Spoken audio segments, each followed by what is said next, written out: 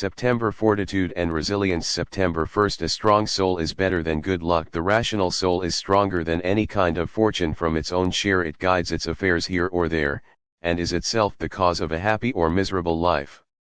Seneca, M. Oral Letters, 98.2 BC. Ato the Younger had enough money to dress in fine clothing. Yet he often walked around Rome barefoot, indifferent to assumptions people made about him as he passed. He could have indulged in the finest food. He chose instead to eat simple fare. Whether it was raining or intensely hot, he went bareheaded by choice. Why not indulge in some easy relief? Because Cato was training his soul to be strong and resilient. Specifically, he was learning indifference, an attitude of let come what may that would serve him well in the trenches with the army, in the forum and the senate, and in his life as a father and statesman. His training prepared him for any conditions, any kind of luck. If we undergo our own training and preparations, we might find ourselves similarly strengthened. September 2nd. The philosopher's school is a hospital. Men, the philosopher's lecture hall is a hospital. You shouldn't walk out of it feeling pleasure, but pain, for you aren't well when you enter it. Epictetus, Discourses, March 23, 30. Have you ever been to physical therapy or rehab? No matter what the name implies or how many people you see lying about, getting massages, it's not a fun place to be. It turns out that healing hurts. The trained experts know exactly where to exert pressure and what to subject to stress so that they can strengthen where the patient is weak and help stimulate the areas that have atrophied. Stoic philosophy is a lot like that. Some observations or exercises will touch one of your pressure points. It's nothing personal. It's supposed to hurt. That's how you'll develop the will to endure and persevere through life's many difficulties. September 31st, a hard winter training. We must undergo a hard winter training and not rush into things for which we haven't prepared. Epictetus, Discourses, January 2, 32. Before the advent of modern warfare, armies typically disbanded during the winter. War was not the total war as we understand it today, but more like a series of raids punctuated by the rare decisive battle. When Epictetus says we ought to go through hard winter training, the Greek word is chimaskise. He was disputing the notion that there is such a thing as part-time soldiering, or part-time anything for that matter. In order to achieve victory, one must dedicate every second and every resource into preparation and training. LeBron James doesn't take a summer break, he uses it to work on other aspects of his game. The U.S. military trains its soldiers day and night when not at war, in preparation for when they have to go to war. When they do go to war, they fight until it's over. The same is true for us. We can't do this life thing half-heartedly. There's no time off. There aren't even weekends. We are always preparing for what life might throw at us, and when it does, we're ready and don't stop until we've handled it. September 4th. How can you know whether you've never been tested? I judge you unfortunate because you have never lived through misfortune. You have passed through life without an opponent. No one can ever know what you are capable of, not even you. Seneca, On Providence, 4.3. Most people who have gone through difficult periods in their life come to later wear those experiences as badges of honor. Those were the days, they might say, even though now they live in much better circumstances. To be young and hungry again, another might say wistfully. It was the best thing that ever happened to me, or I wouldn't change a thing about it. As tough as those periods were, they were ultimately formative experiences. They made those people who they are. There's another benefit of so-called misfortune. Having experienced and survived it, we walk away with a better understanding of our own capacity and inner strength. Passing a trial by fire is empowering because you know that in the future you can survive similar adversity. What does not kill me makes me stronger, Nietzsche said. So today, if things look like they might take a bad turn or your luck might change, why worry? This might be one of those formative experiences you will be grateful for later. September 5th. Focus on what is yours alone. Remember, then, if you deem what is by nature slavish to be free, and what is not your own to be yours, you will be shackled and miserable, blaming both gods and other people. But if you deem as your own only what is yours, and what belongs to others as truly not yours, then no one will ever be able to coerce or to stop you, you will find no one to blame or accuse, you will do nothing against your will, you will have no enemy, no one will harm you, because no harm can affect you.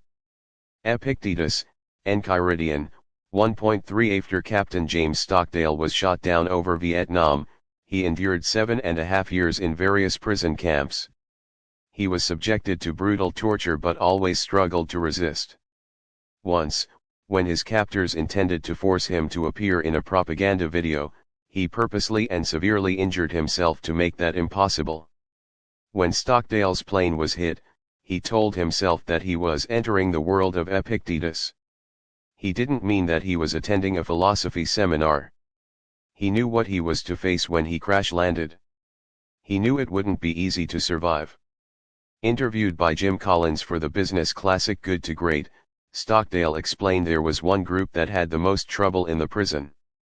It was the optimists, he said, the ones who said, "We're going to be out by Christmas." And Christmas would come, and Christmas would go. Then they'd say, "We're going to be out by Easter." And Easter would come, and Easter would go. And then Thanksgiving, and then it would be Christmas again. And they died of a broken heart. But Stockdale persevered and did make it out. He quenched his desires and focused exclusively on what he did control, himself. September 6. They can throw you in chains, but you can bind up my leg, but not even Zeus has the power to break my freedom of choice. Epictetus, Discourses, January 1, 23. It was said that Epictetus walked with a permanent limp as a result of being chained up as a slave. 2,000 years later, James Stockdale also had his legs chained in irons, and his arms bound behind his back and pulled from the ceiling, repeatedly wrenching them from their sockets. Future Senator John McCain was in that same prison, subjected to much of the same abuse. Because his father was famous, McCain was repeatedly offered by his captors a chance to abandon his men and be sent home early.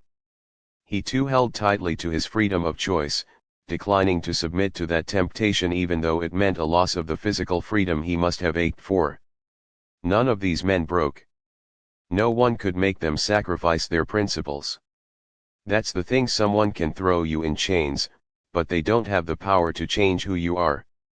Even under the worst torture and cruelties that humans can inflict on one another, our power over our own mind and our power to make our own decisions can't be broken, only relinquished. September 7. Our hidden power. Consider who you are. Above all, a human being, carrying no greater power than your own reasoned choice, which oversees all other things, and is free from any other master. Epictetus, Discourses, 2.10.1. Psychologist Viktor Frankl spent 3 years imprisoned in various concentration camps, including Auschwitz. His family and his wife had been killed, his life's work destroyed, his freedom taken from him. He quite literally had nothing left. Yet, as he discovered after much thought, he still retained one thing, the ability to determine what the suffering meant. Not even the Nazis could take that from him. Further, Frankl realized that he could actually find positives in his situation. Here was an opportunity to continue testing and exploring his psychological theories, and perhaps revise them. He could still be of service to others. He even took some solace in the fact that his loved ones were spared the pain and misery that he faced daily in that camp. Your hidden power is your ability to use reason and make choices, however limited or small. Think about the areas of your life where you are under duress or weighed down by obligation. What are the choices available to you, day after day? You might be surprised at how many there actually are. Are you taking advantage? Are you finding the positives? September 8. Do not be deceived by fortune. No one is crushed by fortune, unless they are first deceived by her. Those who aren't pompous in good times, don't have their bubbles burst with change. Against either circumstance, the stable person keeps their rational soul invincible, for it's precisely in the good times they prove their strength against adversity. Seneca, On Consolation to Helvia, 5.4b, 5b, 6i and 41 AD, Seneca was exiled from Rome to Corsica for what exactly, we are not sure, but the rumors were that he had an affair with the sister of the emperor. Shortly afterward, he sent a letter to his mother seeking to reassure her and comfort her in her grief. But in many ways, he must have been speaking to himself as well, scolding himself a little for this unexpected twist he was taking pretty hard. He'd managed to achieve some measure of political and social success. He might have chased some pleasures of the flesh. Now he and his family were dealing with the consequences, as we all must bear for our behavior and for the risks we take. How would he respond? How would he deal with it? Well, at the very least, his instincts were to comfort his mother instead of simply bemoaning his own suffering. Though some other letters show that Seneca begged and lobbied for his return to Rome and power, a request eventually granted, he seems to have borne the pain and disgrace of exile fairly well. The philosophy that he'd long studied prepared him for this kind of adversity and gave him the determination and patience he needed to wait it out. When he found his fortune restored as he returned to power, philosophy prevented him from taking it for granted or becoming dependent on it. This was good because fortune had another turn in store for him. When the new emperor turned his wrath on Seneca, philosophy found him ready and prepared once again. September 9. Nothing to fear but fear itself, but there is no reason to live and no limit to our miseries if we let our fears predominate. Seneca, M. Oral Letters, 13.12b. In the early days of what would become known as the Great Depression, a new president named Franklin Delano Roosevelt was sworn in and gave his first inaugural address. As the last president to hold office before the 20th Amendment was ratified, FDR wasn't able to take office until March, meaning that the country had been without strong leadership for months. Panic was in the air, banks were failing, and people were scared. You probably heard the "nothing to fear but fear itself" soundbite that FDR gave in that famous speech, but the full line is worth reading because it applies to many difficult things we face in life. Let me assert my firm belief that the only thing we have to fear is fear itself, nameless, unreasoning, unjustified terror which paralyzes needed efforts to convert retreat into advance. The Stoics knew that fear was to be feared because of the miseries it creates. The things we fear pale in comparison to the damage we do to ourselves and others when we unthinkingly scramble to avoid them. An economic depression is bad, a panic is worse. A tough situation isn't helped by terror, it only makes things harder. And that's why we must resist it and reject it if we wish to turn this situation around. September 10. Preparing on the sunny day. Here's a lesson to test your mind's mettle. Take part of a week in which you have only the most meager and cheap food, dress scantily in shabby clothes, and ask yourself if this is really the worst that you feared. It is when times are good that you should gird yourself for tougher times ahead, for when fortune is kind the soul can build defenses against her ravages. So it is that soldiers practice maneuvers in peacetime, erecting bunkers with no enemies in sight and exhausting themselves under no attack so that when it comes they won't grow tired. Seneca, M. Oral Letters, 18.5-6. Had if you spent one day a month experiencing the effects of poverty, hunger, complete isolation, or any other thing you might fear. After the initial culture shock, it would start to feel normal and no longer quite so scary. There are plenty of misfortunes one can practice, plenty of problems one can solve in advance. Pretend your hot water has been turned off. Pretend your wallet has been stolen. Pretend your cushy mattress was far away and that you have to sleep on the floor, or that your car was repossessed and you have to walk everywhere. Pretend you lost your job and need to find a new one. Again, don't just think about these things, but live them. And do it now, while things are good. As Seneca reminds us, it is precisely in times of immunity from care that the soul should toughen itself beforehand for occasions of greater stress. If you would not have a man flinch when the crisis comes, train him before it comes. September 11. What would less look like? Let us get used to dining out without the crowds, to being a slave to fewer slaves, to getting clothes only for their real purpose, and to living in more modest quarters. Seneca, on tranquility of mind. 9.3 BT writer Stefan Zweig, known for his Stoic-esque wisdom, was at one point one of the best-selling authors in the world, only to have his life destroyed by the rise of Hitler. It's a sad yet timeless rhythm of history. Politicians are run out of office for taking a stand we later recognize as courageous. Countless hard-working and prosperous couples have their money stolen by financial crooks. Someone is accused of a crime but not vindicated until years later. At any moment we may be toppled from our perch and made to do with less money, less recognition, less access, less resources. Even the less es that come with age, less mobility, less energy, less freedom. But we can prepare for that, in some way, by familiarizing ourselves with what that might feel like. One way to protect yourself from the swings of fate and from the emotional vertigo that can result is by living within your means now. So today, we can try to get used to having and surviving on less, so that if we are ever forced to have less, it would not be so bad. September 12. Be down to earth, or be brought down. Zeno always said that nothing was more unbecoming than putting on airs, especially with the young. Diogenes Laertius, Lives of the Eminent Philosophers, July 1, 22. Socrates' famous letter to Demonicus, which later became the inspiration for Polonius's "To thine own self be true" speech, holds a similar warning to Zeno. Writing to the young man, Socrates advises, "Be affable in your relations with those who approach you, and never haughty, for the pride of the arrogant even slaves can hardly endure." One of the most common tropes in art, from ancient literature to popular movies, is the brash and overconfident young man who has to be taken down a peg by an older, wiser man. It's a cliché because it's a fact of life. People tend to get ahead of themselves, thinking they've got it all figured out and are better than those that don't. It becomes so unpleasant to put up with that someone has to drop some knowledge on them. But this is an entirely avoidable confrontation. If the bubble is never inflated, it won't need to be popped.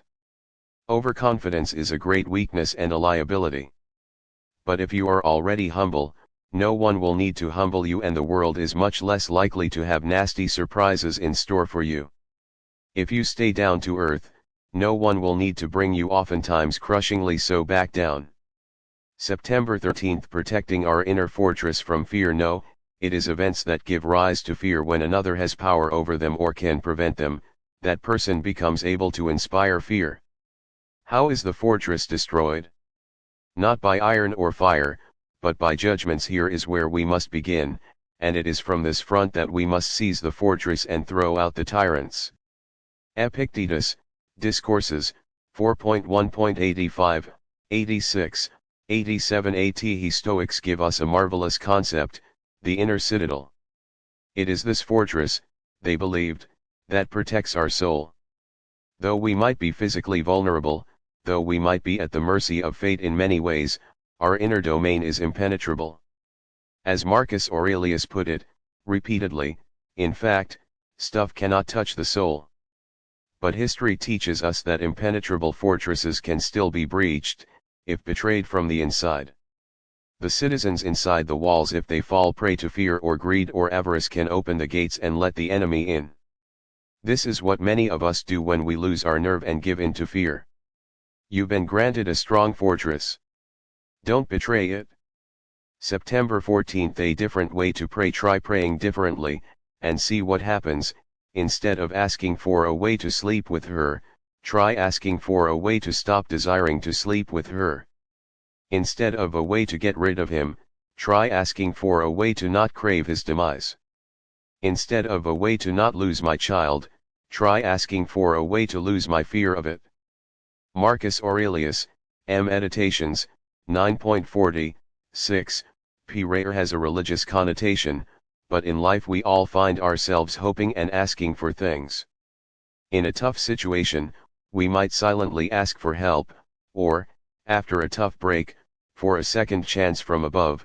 During a sports game, we might sit on the edge of our seat wishing for some outcome. Kman, kman, kman, we say. Please, even if it is to no one in particular, we're still praying. Yet it's so revealing in these moments, when we're privately, powerfully yearning for something, just how nakedly selfish our requests usually are. We want divine intervention so that our lives will magically be easier. But what about asking for fortitude and strength so you can do what you need to do? What if you sought clarity on what you do control, what is already within your power? You might find your prayers have already been answered. September 15th. A garden is not for show. First, practice not letting people know who you are. Keep your philosophy to yourself for a bit. In just the manner that fruit is produced, the seed buried for a season, hidden, growing gradually so it may come to full maturity. But if the grain sprouts before the stalk is fully developed, it will never ripen. That is the kind of plant you are, displaying fruit too soon, and the winter will kill you. Epictetus, Discourses, 4.8.35b, 37. After all you've read, it might be tempting to think, this stuff is great. I get it. I'm a Stoic. But it's not that easy. Just because you agree with the philosophy doesn't mean the roots have fully taken hold in your mind. Fooling with books so you can sound smart or have an intimidating library is like tending a garden to impress your neighbors. Growing one to feed a family. That's a pure and profitable use of your time. The seeds of Stoicism are long underground. Do the work required to nurture and tend to them, so that they and you are prepared and sturdy for the hard winters of life. September 16th. Anyone can get lucky, not everyone can persevere. Success comes to the lowly and to the poorly talented, but the special characteristic of a great person is to triumph over the disasters and panics of human life. Seneca, on Providence, 4.1. Perhaps you know people who've been extraordinarily lucky in life. Maybe they hit the genetic lottery or have skated through classes and careers with ease. Despite never planning, making reckless decisions, jumping from one thing to the next, they've somehow survived without a scratch. There's a saying, God favors fools. It's natural to be a bit envious of these folks. We want the easy life too, or so we think. But is the easy life really that admirable? Anyone can get lucky. There's no skill in being oblivious, and no one would consider that greatness. On the other hand, the person who perseveres through difficulties, who keeps going when others quit, who makes it to their destination through hard work and honesty. That's admirable, because their survival was the result of fortitude and resilience, not birthright or circumstance. A person who overcame not just the external obstacles to success but mastered themselves and their emotions along the way. That's much more impressive. The person who has been dealt a harder hand, understood it, but still triumphed. That's greatness. September 17th. Dealing with haters. What if someone despises me? Let them see to it. But I will see to it that I won't be found doing or saying anything contemptible. What if someone hates me? Let them see to that. But I will see to it that I'm kind and good-natured to all, and prepared to show even the hater where they went wrong. Not in a critical way, or to show off my patience, but genuinely and usefully. Marcus Aurelius, Meditations, 11.13. When someone has a strong opinion about something, it usually says more about them than whatever or whomever the opinion happens to be about. This is especially true when it comes to resentment and hatred of other people. It is a sad irony that the prejudiced often harbor secret attractions to those they so publicly hate. For this reason, the Stoic does two things when encountering hatred or ill opinion in others. They ask, is this opinion inside my control? If there is a chance for influence or change, they take it. But if there isn't, they accept this person as they are, and never hate a hater. Our job is tough enough already. We don't have time to think about what other people are thinking, even if it's about us. September 18th. Dealing with pain. Whenever you suffer pain, keep in mind that it's nothing to be ashamed of and that it can't degrade your guiding intelligence, nor keep it from acting rationally and for the common good. And in most cases you should be helped by the saying of Epicurus, that pain is never unbearable or unending, so you can remember these limits and not add to them in your imagination. Remember too that many common annoyances are pain in disguise, such as sleepiness, fever, and loss of appetite. When they start to get you down, tell yourself you are giving in to pain. Marcus Aurelius, Meditations, 7.64 in 1931, on a trip to New York City, Winston Churchill was struck crossing the street by a car going more than 30 miles an hour. A witness at the scene was sure that he had been killed. He would spend some 8 days in the hospital, with cracked ribs and a severe head wound. Churchill somehow retained consciousness. When he spoke to the police, he went to great lengths to insist that he was completely to blame and wanted no harm to come to the driver. Later, the driver came to visit Churchill at the hospital. When Churchill heard that the driver was out of work, he tried to offer him, the man who had nearly killed him, some money. More than his own pain, he was worried that the publicity from the accident would hurt the man's job prospects and sought to help how he could. Nature is merciful, he later wrote in a newspaper article about the experience, and does not try her children, man or beast, beyond their compass. It is only where the cruelty of man intervenes that hellish torments appear. For the rest, live dangerously, take things as they come, dread not, all will be well. In the years to come, Churchill and the world would witness some of the most hellish torments that man could invent. Yet he, along with many of our ancestors, endured that pain as well. As horrible as it was, eventually all would be well again. Because, like Epicurus says, nothing is unending. You just need to be strong and gracious enough to get through it. September 19th. Flexibility of the will. Remember that to change your mind and to follow someone's correction are consistent with a free will. For the action is yours alone to fulfill its purpose in keeping with your impulse and judgment, and yes, with your intelligence. Marcus Aurelius, Meditations, 8.16. When you set your mind to a task, do you always follow through? It's an impressive feat if you do. But don't let yourself become a prisoner of that kind of determination. That asset might become a liability someday. Conditions change. New facts come in. Circumstances arise. If you can't adapt to them, if you simply proceed onward, unable to adjust according to this additional information, you are no better than a robot. The point is not to have an iron will, but an adaptable will, a will that makes full use of reason to clarify perception, impulse, and judgment to act effectively for the right purpose. It's not weak to change and adapt. Flexibility is its own kind of strength. In fact, this flexibility combined with strength is what will make us resilient and unstoppable. September 20th. Life isn't a dance. The art of living is more like wrestling than dancing, because an artful life requires being prepared to meet and withstand sudden and unexpected attacks. Marcus Aurelius, Meditations, 7.61. Dancing is a popular metaphor for life. One must be limber and agile and go along with the music. One must feel and follow and flow with their partner. But anyone who has tried to do something difficult, where there is competition or an adversary, knows that the dancing metaphor is insufficient. Nobody ever gets up on stage and tries to tackle a dancer. The dancer never gets choked out by a rival. For a wrestler, on the other hand, adversity and the unexpected are part and parcel of what they do. Their sport is a battle, just like life. They are fighting an opponent as well as their own limitations, emotions, and training. Life, like wrestling, requires more than graceful movement. We have to undergo hard training and cultivate an indomitable will to prevail. Philosophy is the steel against which we sharpen that will and strengthen that resolve. September 21st. Maintain composure, maintain control when forced, as it seems, by circumstances into utter confusion. Get a hold of yourself quickly. Don't be locked out of the rhythm any longer than necessary.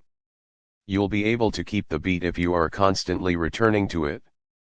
Marcus Aurelius, Meditations, 6.11. Eerie going to get caught off guard from time to time. Not just by black swan type events, a terrorist attack or a financial panic, but also by minor, unexpected occurrences. Your car battery dies, your friend cancels at the last minute, you suddenly don't feel well. These situations have a way of throwing us into confusion and disarray. We've made an assumption about the world and built plans on top of that assumption. Now that the assumption has collapsed, so too might our organization or understanding. That's perfectly okay. It happens. A line of infantrymen will face withering attacks. What's key is that they don't allow chaos to reign. Musicians will experience technical difficulties and lose their place from time to time. In both cases, it just matters that they get back into position as quickly as possible. The same is true for you today. The order and the peace might be interrupted by a new circumstance. Okay. Get a hold of yourself and find your way back. September 22nd. No pain, no gain. Difficulties show a person's character. So when a challenge confronts you, remember that God is matching you with a younger sparring partner, as would a physical trainer. Why? Becoming an Olympian takes sweat. I think no one has a better challenge than yours, if only you would use it like an athlete would that younger sparring partner. Epictetus, Discourses, 1.24.1, 2th. Stoics love to use metaphors from the Olympics, especially wrestling. Like us, they saw sports as both a fun pastime as well as a training ground to practice for the challenges one will inevitably face in the course of living. As General Douglas MacArthur once said, in words later engraved at the gymnasium at West Point, upon the fields of friendly strife are sown the seeds that, upon other fields, on other days will bear the fruits of victory.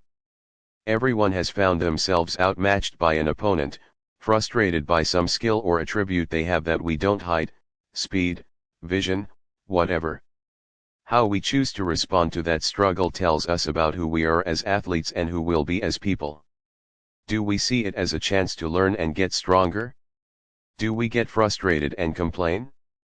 Or worse, do we call it off and find an easier game to play, one that makes us feel good instead of challenged? The greats don't avoid these tests of their abilities. They seek them out because they are not just the measure of greatness, they are the pathway to it. September 23rd. The most secure fortress. Remember that your ruling reason becomes unconquerable when it rallies and relies on itself, so that it won't do anything contrary to its own will, even if its position is irrational. How much more unconquerable if its judgments are careful and made rationally. Therefore, the mind freed from passions is an impenetrable fortress. A person has no more secure place of refuge for all time. Marcus Aurelius, Meditations, 8.48b. Rosalie once made an interesting claim. I fear not the man who has practiced 10,000 kicks once, he said, but I fear the man who has practiced one kick 10,000 times. When we repeat an action so often it becomes unconscious behavior, we can default to it without thinking. Training in the martial arts or combat is a deeply thoughtful study of movement. We sometimes think of soldiers as automatons, but what they've actually built is a steady pattern of unconscious behaviors. Any of us can build these. When Marcus says that a mind can get to a place where it won't do anything contrary to its own will, even if its position is irrational, what he means is that proper training can change your default habits. Train yourself to give up anger, and you won't be angry at every fresh slight. Train yourself to avoid gossip, and you won't get pulled into it. Train yourself on any habit, and you'll be able to unconsciously go to that habit in trying times. Think about which behaviors you'd like to be able to default to if you could. How many of them have you practiced only once? Let today be twice. September 24th. It could happen to you. Being unexpected adds to the weight of a disaster, and being a surprise has never failed to increase a person's pain. For that reason, nothing should ever be unexpected by us. Our minds should be sent out in advance to all things, and we shouldn't just consider the normal course of things, but what could actually happen. For is there anything in life that fortune won't knock off its high horse if it pleases her? Seneca, M. Oral Letters, 91.3a, 4i. In the year 64, during the reign of Nero, a fire tore through the city of Rome. The French city of Lyons sent a large sum of money to aid the victims. The next year the citizens of Lyons were suddenly struck by a tragic fire of their own, prompting Nero to send an equal sum to its victims. As Seneca wrote about the event to a friend in one of his letters, he must have been struck by the poetry one city helping another, only to be struck by similar disaster not long after. How often does that happen to us? We comfort a friend during a breakup, only to be surprised when our own relationship ends. We must prepare in our minds for the possibility of extreme reversals of fate. The next time you make a donation to charity, don't just think about the good turn you're doing, but take a moment to consider that one day you may need to receive charity yourself. As far as we know, Seneca truly lived these words. Just a year or so after writing this letter, he was falsely accused of plotting against Nero. The price? Seneca was sentenced to commit suicide. As the historian Tacitus relates the scene, Seneca's closest friends wept and protested the verdict. Where, Seneca asked them repeatedly, are your maxims of philosophy, or the preparations of so many years' study against evils to come? Who knew not Nero's cruelty? That is, he knew it could happen to him too, and so he was prepared for it. September 25. The vulnerability of dependence. Show me someone who isn't a slave. One is a slave to lust, another to greed, another to power, and all are slaves to fear. I could name a former consul who is a slave to a little old woman, a millionaire who is the slave of the cleaning woman. No servitude is more abject than the self-imposed. Seneca, M. Oral Letters, 47.17. We're all addicts in one way or another. We're addicted to our routines, to our coffee, to our comfort, to someone else's approval. These dependencies mean we're not in control of our own lives. The dependency is. Anyone who truly wants to be free, Epictetus said, won't desire something that is actually in someone else's control, unless they want to be a slave. The subjects of our affection can be removed from us at a moment's notice. Our routines can be disrupted, the doctor can forbid us from drinking coffee, we can be thrust into uncomfortable situations. This is why we must strengthen ourselves by testing these dependencies before they become too great. Can you try going without this or that for a day? Can you put yourself on a diet for a month? Can you resist the urge to pick up the phone to make that call? Have you ever taken a cold shower? It's not so bad after the first couple of times. Have you ever driven a friend's car while the nicer one you own was in the shop? Was it really that bad? Make yourself invulnerable to your dependency on comfort and convenience, or one day your vulnerability might bring you to your knees. September 26. What time off is for leisure without study is death, a tomb for the living person. Seneca, M. Oral Letters, 82.4. You deserve a vacation. You work hard. You sacrifice. You push yourself. It's time for a break. Hop a plane, check into your hotel, and head to the beach, but tuck a book under your arm, and not a trashy beach read. Make sure you enjoy your relaxation like a poet, not idly but actively, observing the world around you, taking it all in, better understanding your place in the universe. Take a day off from work every now and then, but not a day off from learning. Maybe your goal is to make enough money so that you can retire early. Good for you. But the purpose of retirement is not to live a life of indolence or to run out the clock, as easy as that might be to do. Rather, it's to allow for the pursuit of your real calling now that a big distraction is out of the way. To sit around all day and do nothing? To watch endless amounts of television or simply travel from place to place so that you might cross locations off a checklist? That is not life. It's not freedom either. September 27. What will prosperity reveal? For even peace itself will supply more reason for worry. Not even safe circumstances will bring you confidence once your mind has been shocked. Once it gets in the habit of blind panic, it can't provide for its own safety. For it doesn't really avoid danger, it just runs away. Yet we are exposed to greater danger with our backs turned.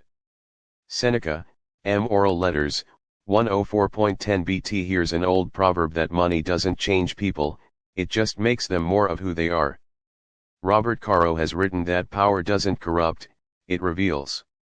In some ways, Prosperity, financial and personal, is the same way. If your mind has developed a certain cast the habit of panicking, in Seneca's example, then it won't matter how good things get for you. You're still primed for panic. Your mind will still find things to worry about, and you'll still be miserable.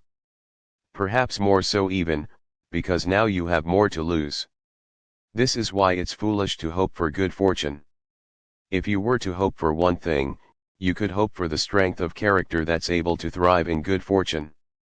Or better, work for that kind of character and confidence. Consider every action and every thought, think of them as building blocks of your indestructible character. Then work to make each one strong and significant in its own right. September 28. You hold the trump card. How appropriate that the gods put under our control only the most powerful ability that governs all the rest, the ability to make the right use of external appearances, and that they didn't put anything else under our control. Was this simply because they weren't willing to give us more? I think if it had been possible they would have given us more, but it was impossible. Epictetus, Discourses, 1.1.7, 8we could look at the upcoming day and despair at all the things we don't control, other people, our health, the temperature, the outcome of a project once it leaves our hands. Or we could look out at that very same day and rejoice at the one thing we do control, the ability to decide what any event means. This second option offers the ultimate power, a true and fair form of control. If you had control over other people, wouldn't other people have control over you? Instead, what you've been granted is the fairest and most usable of trump cards. While you don't control external events, you retain the ability to decide how you respond to those events. You control what every external event means to you personally. This includes the difficult one in front of you right now. You'll find, if you approach it right, that this trump card is plenty. September 29. Your actual needs are small. Nothing can satisfy greed, but even a small measure satisfies nature. So it is that the poverty of an exile brings no misfortune, for no place of exile is so barren as not to produce ample support for a person. Seneca, on Consolation to Helvia, 10.11. It can be beneficial to reflect on what you used to accept as normal. Consider your first paycheck, how big it seemed then. Or your first apartment, with its own bedroom and bathroom and the ramen you gladly scarfed down in the kitchen. Today, as you've become more successful, these conditions would hardly feel sufficient. In fact, you probably want even more than what you have right now. Yet just a few years ago those paltry conditions were not only enough, they felt great. When we become successful, we forget how strong we used to be. We are so used to what we have, we half believe we'd die without it. Of course, this is just the comfort talking. In the days of the world wars, our parents and grandparents made do with rationed gas, butter, and electricity. They were fine, just as you have been fine when you had less. Remember today that you'd be okay if things suddenly went wrong. Your actual needs are small. There is very little that could happen that would truly threaten your survival. Think about that and adjust your worries and fears accordingly. September 30. You can't touch me. If you lay violent hands on me, you'll have my body, but my mind will remain with Stilpo. Zeno, quoted in Diogenes Laertius, Lives of the Eminent Philosophers, July 1, 24. Zeno is not claiming magic powers but simply that while his body can be victimized, philosophy protects his mind cultivated under his teacher, Stilpo, with an inner fortress whose gates can never be broken from the outside, only surrendered. Look at Reuben Hurricane Carter, the boxer wrongly convicted of homicide who spent nearly 20 years in prison. He would say, "I don't acknowledge the existence of the prison. It doesn't exist for me." Of course, the prison literally existed, and he was physically inside it. But he refused to let his mind be contained by it. That's a power that you have too. Hopefully you'll never have to use this power in a situation of violence or grave injustice. However, in the midst of any and every kind of adversity, it is there. No matter what's happening to your body, no matter what the outside world inflicts on you, your mind can remain philosophical. It's still yours. It's untouchable, and in a way, then, so are you.